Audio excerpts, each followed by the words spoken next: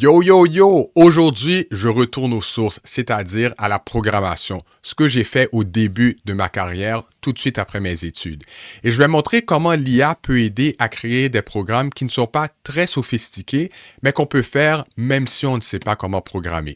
Et je vais essayer de faire ça en un coup, donc one shot, une trame, sans faire de modifications avec les outils d'édition par la suite. Est-ce que ça va marcher? Qui sait, j'en ai aucune idée moi-même, mais c'est mon but. Comme d'habitude, si tu aimes la vidéo, je t'invite à faire like, de t'abonner et aussi dis-le à quelques amis pour qu'eux aussi viennent s'abonner et me fassent monter dans les rangs.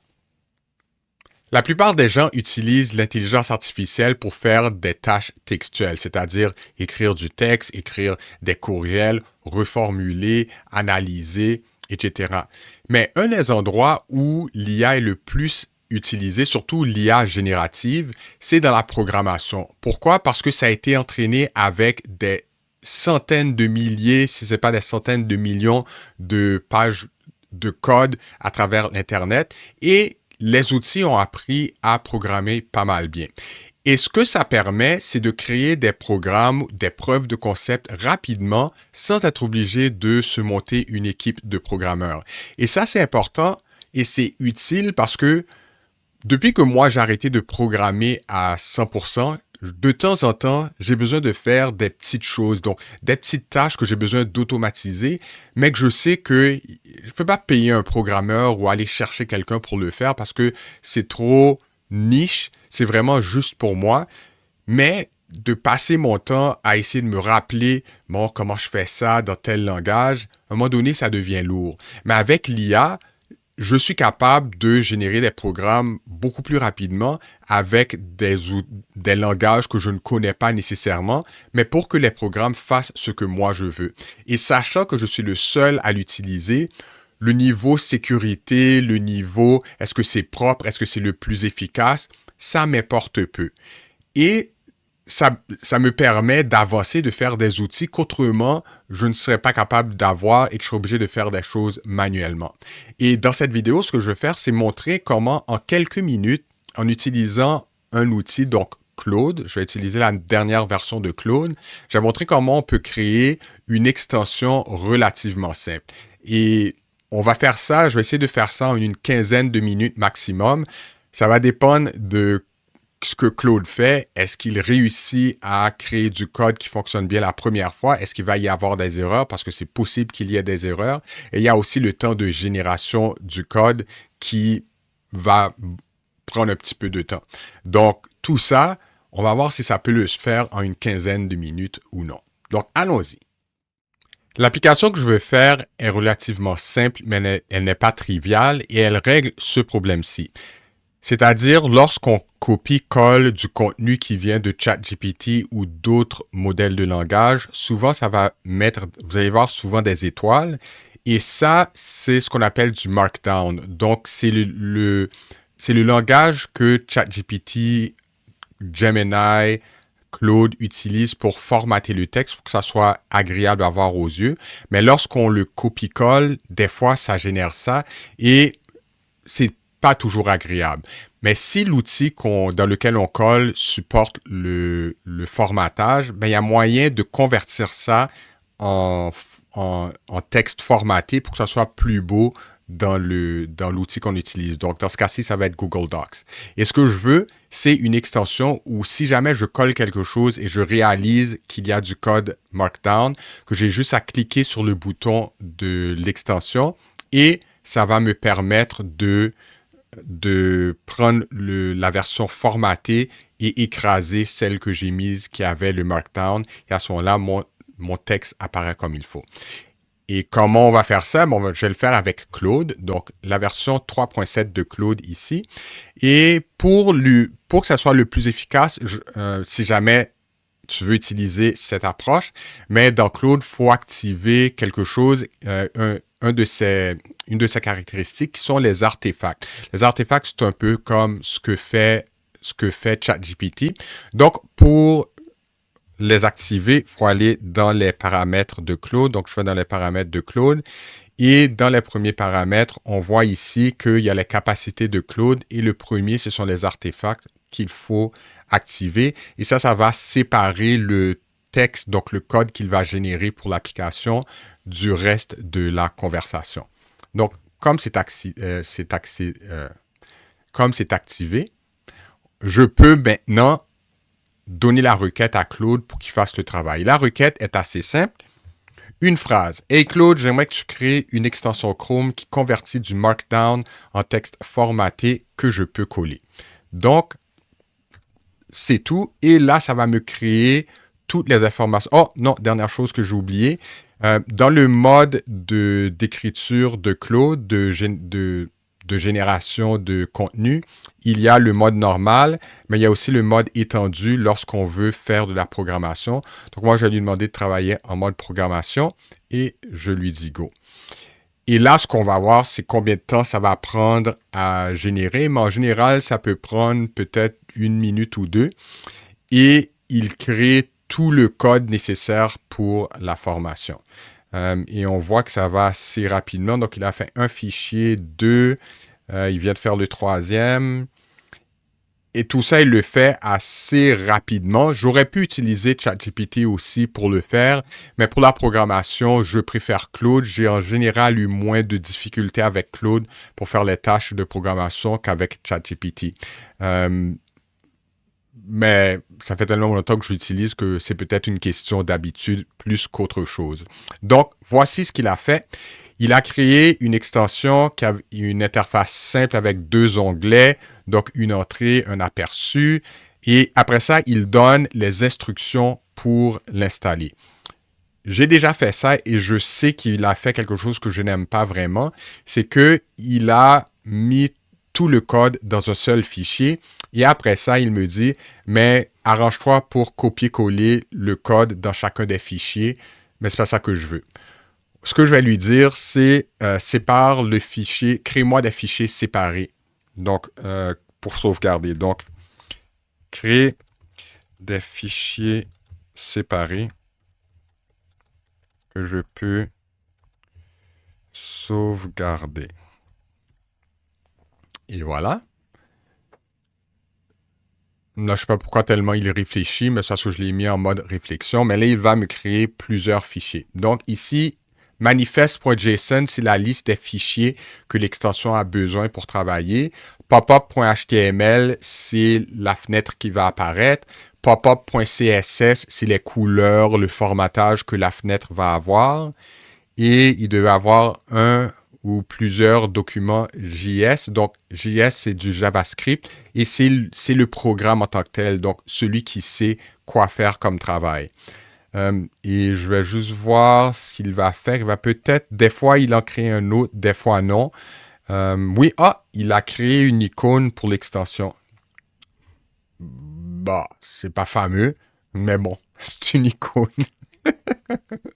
Dans d'autres versions, il m'avait donné des instructions pour créer une icône, donc d'utiliser un outil comme Midjourney, ChatGPT, Canva pour créer des icônes de 128 par 128, 48 par 48 et 16 par 16, mais cette fois-ci, il m'en a créé un.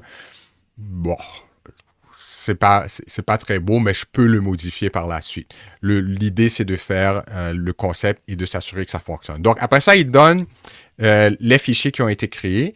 Après ça, il dit pour installer, de créer un dossier. Donc, j'ai déjà créé un dossier qui s'appelle Pack Convertisseur Markdown, mais c'est pas grave.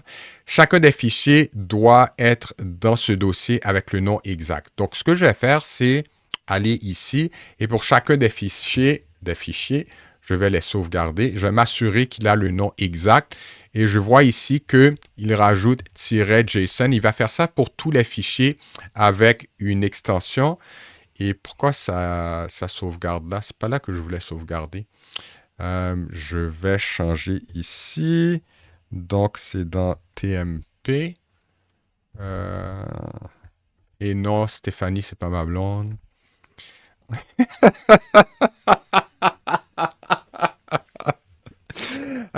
Donc, je sauve le fichier JSON.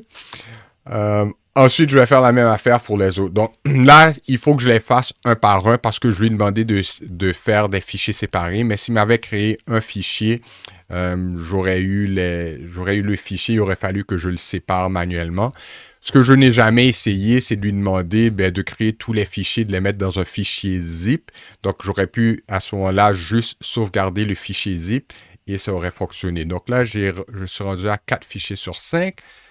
Juste enlever le tiret avec l'extension et l'icône SVG à sauvegarder. Et voilà. Et je me demande s'il ne m'a pas dit où sauvegarder le fichier SVG. On va voir. Non. Et là, il dit pour l'icône, créer un sous-dossier icons et convertir le SVG en PSG dans 3 tailles. Bon, donc ça, c'est ce que je disais tout à l'heure. On va voir comment on peut faire ça. Et dans Chrome, va extension Chrome. Mais avant de me rendre à Chrome, il faut que je travaille dans les icônes. Mais je ne sais pas exactement. Il le dit, voilà, pour convertir l'icône SVG en PNG, tu peux utiliser un outil en ligne comme SVG OMG ou Inkscape si tu l'as installé. Je vais faire une requête pour, c'est quoi SVG OMG parce que je ne l'ai jamais vu. Puis les autres fois, quand je l'ai fait, il ne m'a jamais demandé de faire ça. Et là, il est encore en mode de réflexion, mais je vais l'arrêter pour que les réponses soient plus rapides. Là, je dois télécharger et non, c'est pas ça que je veux. Donc, ce que je vais lui demander, je vais le mettre en mode... Oh non, il va me faire sortir. Il m'a fait sortir. Donc, il m'a fait sortir. Voyons voir. Je vais retourner dans le... Non, c'est pas celui-là. Donc, c'est ça le live, même si c'est pas tout à fait live. OK, donc je vais lui dire, je ne veux rien installer. Je ne veux rien installer. Je veux un outil en ligne. Et on va voir ce qu'il va me dire. Donc, Convert.io colle le SVG ou télécharge le fichier. Ben écoute, on va travailler avec ça. Donc, si je vais sur Convert.io, il me demande de l'SVG. Donc, je vais choisir les fichiers à partir de mon document. Donc, encore une fois, ici, il faut que j'aille dans TMP. Et voici icône.svg. Je l'ouvre et je veux le convertir en PNG. Et voilà, et convertir. Et là, télécharger. Je suppose que là, il va me demander la taille. Ben non, il ne me demande pas la taille. Bon. Alors, ça ne fait pas exactement ce que je voulais.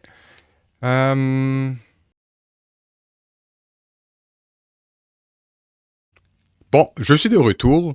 De toute évidence, cette première partie n'a pas donné exactement ce que je voulais, mais au lieu de me fier à ce qu'il me dit là, je vais faire ce qu'il m'avait recommandé de faire hier, c'est-à-dire je vais installer une extension dans Chrome pour sauvegarder les images, mais je vais aussi utiliser Midjourney, qui est mon outil de génération d'images préféré.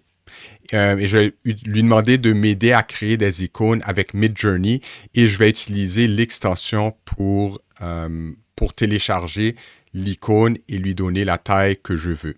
Et l'extension donc l'extension, c'est dans le Web Store de Chrome. Donc, si je vais dans le Chrome Web Store,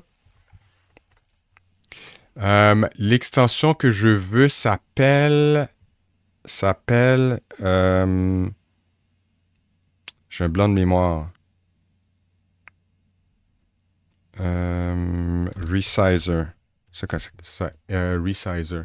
Image Resizer. Image. Non. Je vais peser sur un bouton. Image Resizer. Et c'est celui-ci, je pense bien. Est-ce que c'est lui? Oui, c'est celui-là. Alors, Image Resizer, je vais mettre le lien dans les commentaires. Ça permet de télécharger n'importe quelle image et de changer la taille. Donc, je vais lui donner la permission de rajouter l'extension. Et c'est ce que je vais utiliser tout à l'heure pour travailler l'image. Et ce que je vais demander à Claude, c'est je n'aime pas l'image SVG. Je veux créer l'icône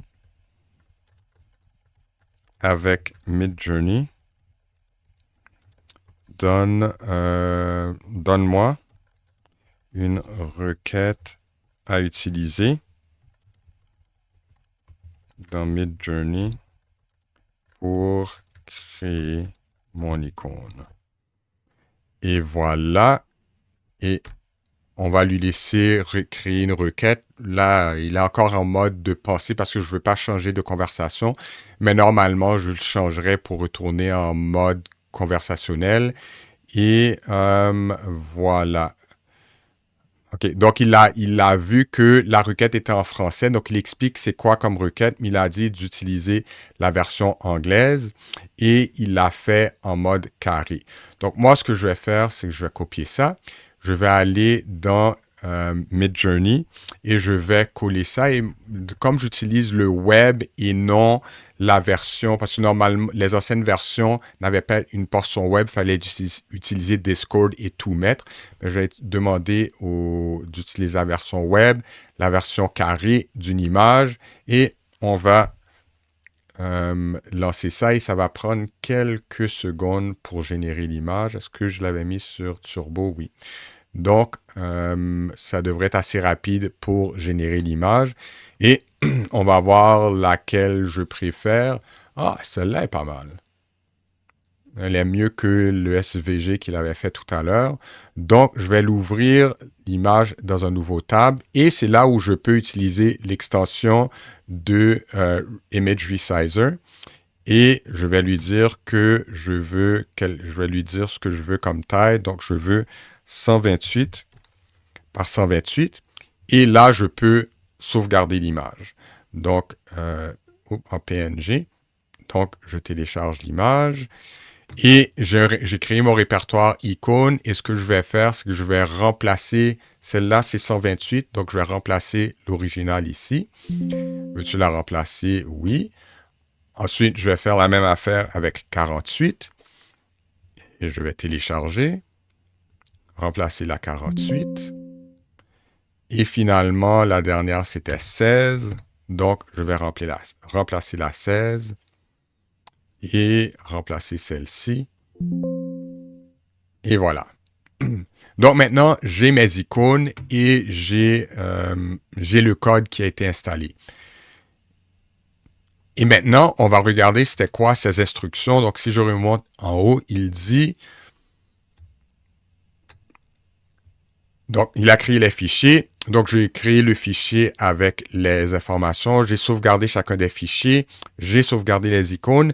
Dans Chrome, va à Chrome Extension. Donc, moi, j'ai fait un raccourci, ce qui est Shift-Ctrl-E. Non. Oui, c'est ça, c'est les extensions.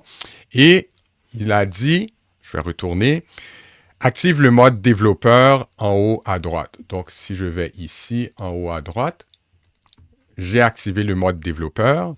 Ensuite, il dit clique sur charger l'extension non impactée et sélectionne ton dossier.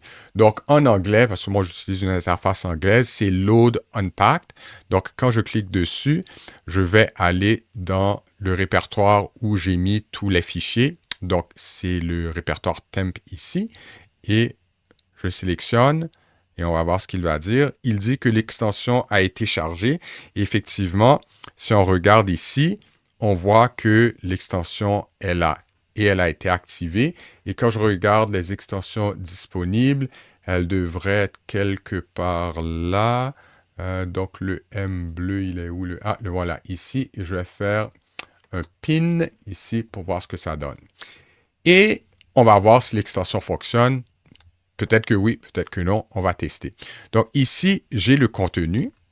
Je vais le copier pour l'enlever et le mettre dans l'extension. Et je vais cliquer sur l'extension ici. Et on voit que je peux mettre mon Markdown là. Donc, je colle le Markdown.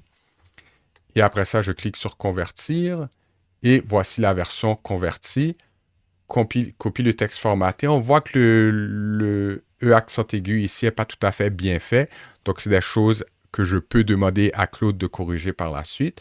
Mais je vais copier. Et quand je retourne ici dans Docs, si je colle, on voit que tout a été formaté correctement. Donc, c'est une application qui n'est pas triviale, mais qui est relativement simple, mais qui n'est pas triviale.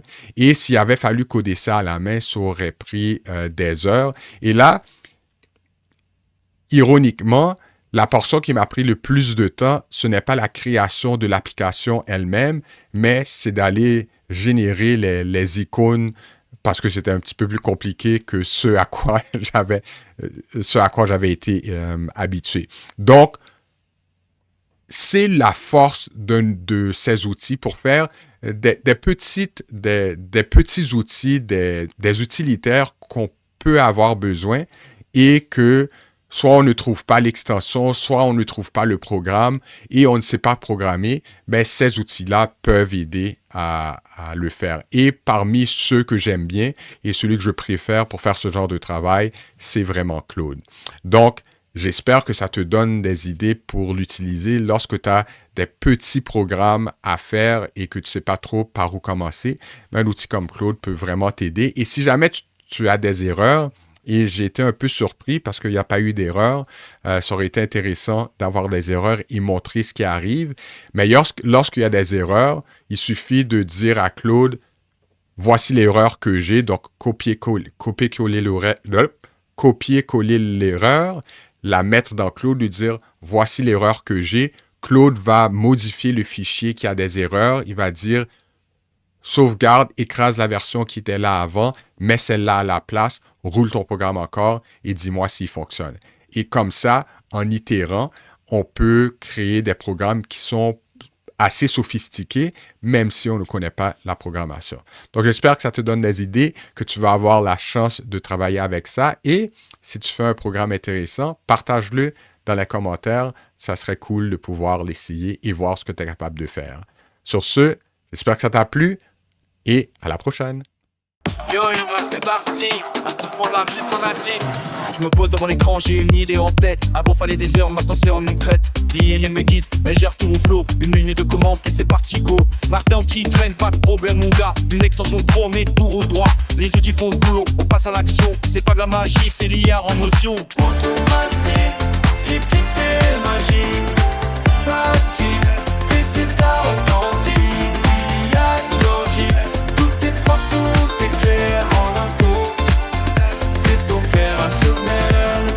Passer des heures à coder à la main, mais l'IA il fait mieux et il me trace un chemin. Je peux focus sur l'idée, laisser tourner la machine. Pendant qu'elle compile, moi je prépare un site film. Si j'ai un bug, no stress, relax. Je copie l'erreur et l'IA fait le max. Chaque itération, un pas vers le haut. Et en quelques minutes, tu mon résultat trop chaud. Automatique, tic tic c'est magique.